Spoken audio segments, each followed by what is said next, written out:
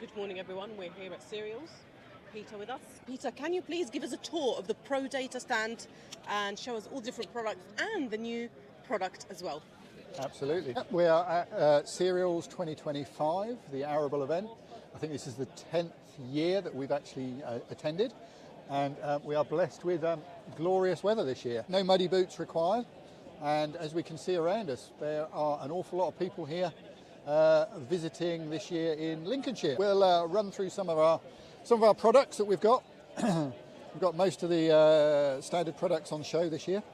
We've got our Enviromonitor cellular gateway, which is obviously very popular in the arable sector, as it allows you to go completely remote out on a farm and is fully expandable. So normally we will link this up with a Vantage Pro 2. So here's our VP2 with our anemometer for wind speed, wind direction, our 0.2 millimeter tipping rain gauge, temperature humidity sensor inside, and then on this particular one we've got a UV sensor and also a solar radiation sensor. And one thing worth pointing out as well is that all of the systems that we sell are fully compatible with the FETFA 2025 Farming Technology Grant Scheme. There's a couple of different ways that we can help you out with that, depending on what system you want, whether you want to go a local or remote system or whether you want it expandable. But we can be contacted in the links if you want to look at that more. And we're well versed in supporting farmers with that grant scheme. So popping back to our Enviromonitor system, as I said, we've got our gateway, but obviously one of the key factors with Enviromonitor is that we can also deploy our node-based system. So here is one of the nodes. Standardly, this will talk 300 meters line of sight to our gateway, but with the use of long-range aerials, both on the node and also on the gateway, we can expand that up to 3 kilometers line of sight, and we can also add up to 34 nodes to one gateway system. These can then be like 3 kilometers here, 3 kilometers there, going in any direction. They create their own mesh network. So each node, as we've looked at before, have 4 sensor ports, and we can then put whatever sensors on we require. We've got a list of about 150 to 200 sensors that it will actually work with. So for example, on this one, we've got a leaf wetness sensor. We've got a single depth meter Teros 12 sensor. This has got soil moisture, soil temperature and salinity sensors built in. So we could put one of those at say 10 centimeters if we're looking at drilling, or we could go at a lower depth, put multiple sensors on.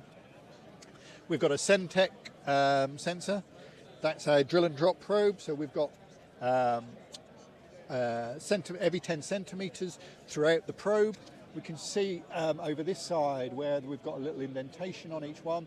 We're actually getting like a 60 centimeter profile all the way through the ground. So that's soil moisture, temperature and salinity.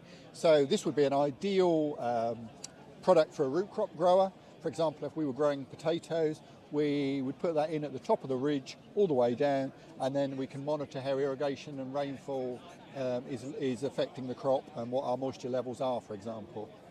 So that is Enviromonitor gateways and nodes connected to a weather station. The other options that we've got on stand this year, again, we've got our standard weather station, as we just looked at over the other side there. We've then got our 6345 soil moisture, soil temperature and leaf wetness hardware. In here, when we come round to the other side, we'll look to see what sensors we can add.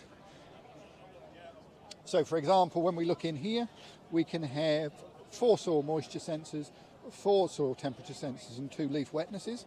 So this is a temperature probe, this is a soil moisture probe, so we can put those at different depths within the soil. We can use our leaf wetness sensor.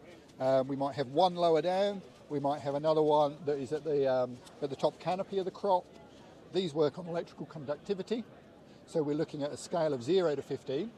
0 is bone dry, 15 saturated. If we were doing an application on the crop, anything above say 6 or 7, we would potentially be getting runoff on the leaf. So you wouldn't be getting the efficiency of what you've applied to that crop. This particular system with the 6345 requires a connection normally via a WeatherLink Live, for example. WeatherLink Live sits inside your building, connects to your Wi-Fi or Ethernet. This then has a range of 300 meters to your weather station or to your 6345 sensor there, your soil moisture leaf wetness kit. They can be in different places, or we can go for signal booster, a repeater, and then you can get sort of 300 meters or a little bit longer, an extra 300 meters, so 600 meters. But it's a good, sensible option. You would then have a standard WeatherLink subscription with that, the WeatherLink Pro. You're looking at £45 a year for that, and that will update to the cloud.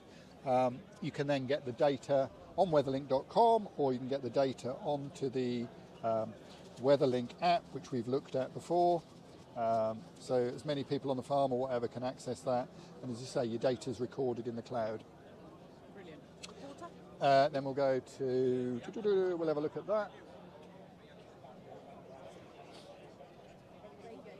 Yep. Okay, for those that just require a very simple, standalone, high quality rain gauge, then the Tropo Climalytic rain gauge is exactly the option for you. One of the things that we have got here today is the Climalytic. Comes with a whole load of fittings as well. The Climalytic rain gauge is a high quality product. It's a CocoRAS rain gauge, which means it's fully calibrated and engineered to a very high quality set of standards. So you get a lot of extra fittings with it. So for example, on the top we've got little bird spikes, so it stops any birds sitting on there and fouling the gauge. You've then got an internal measuring cylinder, which goes up to 25 millimeters. Should you get really heavy rainfall and haven't had a chance to empty it, before it overflows, what happens is it actually has a small overflow hole, and then it fills up the internal cylinder. So as you can see, you've got more readings down the side here.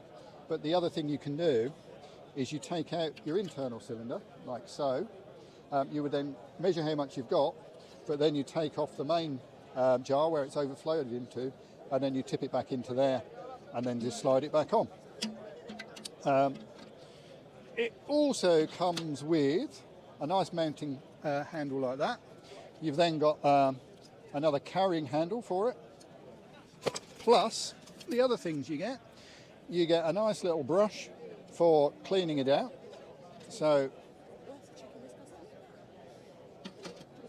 yes, and the other thing that it comes with, you also get a cleaning brush, so for cleaning down in your funnel. And when you're setting the station up, it's also got a handy little bubble gauge, so you can pop that on just to make sure that you're getting it nice and level. Because obviously for recording your rainfall, you need to be on a nice level surface. And the other thing that you get in the box, you also get a observation form which you can photocopy and use as required. And these are currently available from the stand for £80, or they're available on our website. So something new for summer 2025 from a Belgian manufacturer is the Crodian Technologies Reporter. So this is the Reporter hardware. It's either solar powered or mains powered. So it gives you the flexibility of having it as a remote system or having it as an internal system. So you could use it out in the field, or you can potentially use it inside a building, for example, in a production unit, chickens, pigs, etc. If you want to measure things like CO2 or temperature, humidity, all that sort of, or water levels in troughs. So the Reporter itself comes pre-installed with a SIM card inside. It's an IoT device, and the beauty of it is you've got 4 sensor ports at the bottom, and there is an extremely large range of sensors that you can connect to it in a plug and play fashion. So basically you'd go on the website and you work out what sort of sensor you want to add, or if it's a new device, contact Crodian and they would be able to help with connecting that device to it. So for example, a rain gauge, we've got a temperature humidity sensor.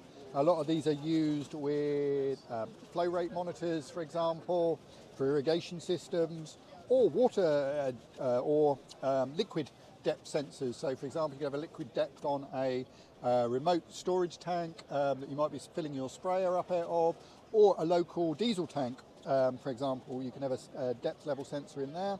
As I say, CO2 monitors, all of those sort of devices can be added, and then you just access it via the Crodium website, the data on your phone or your computer.